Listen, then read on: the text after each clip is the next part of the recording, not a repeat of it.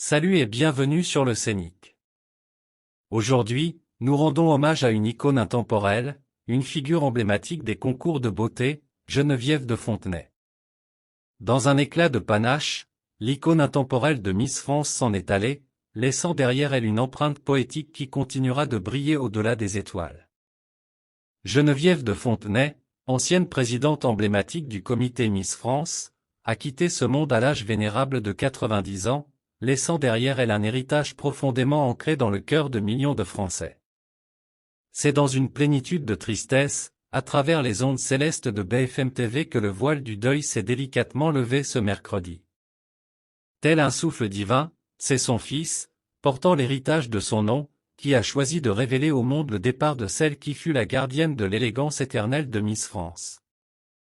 Dans une symphonie d'émotions retenues, le fils de Geneviève de Fontenay a offert au monde une mélodie de mots qui résonnera à jamais dans nos cœurs. Figure indissociable du concours de beauté, Geneviève de Fontenay était surnommée la « Dame au chapeau » pour son infaillible Panama qui devenait, au fil du temps, un symbole de son charisme inébranlable.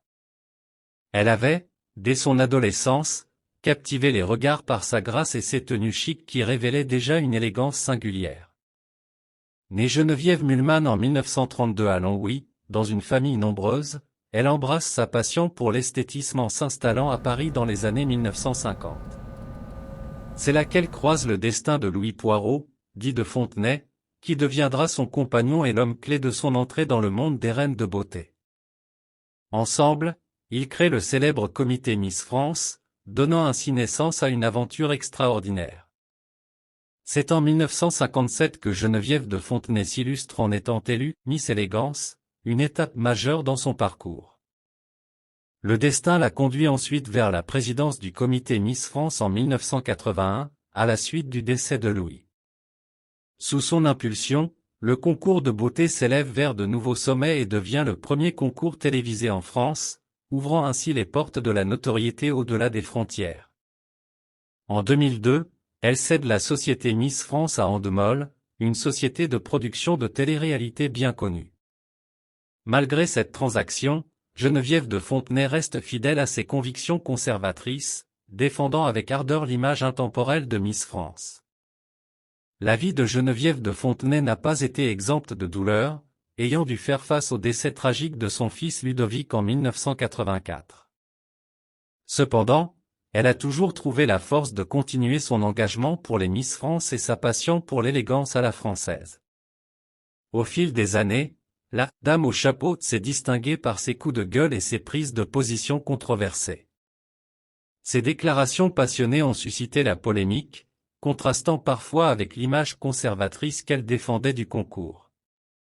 Malgré cela, elle a toujours été respectée pour son franc-parler et son engagement envers les Miss France. Aujourd'hui, alors que Geneviève de Fontenay s'envole vers l'éternité, sa mémoire reste gravée dans l'histoire du concours Miss France.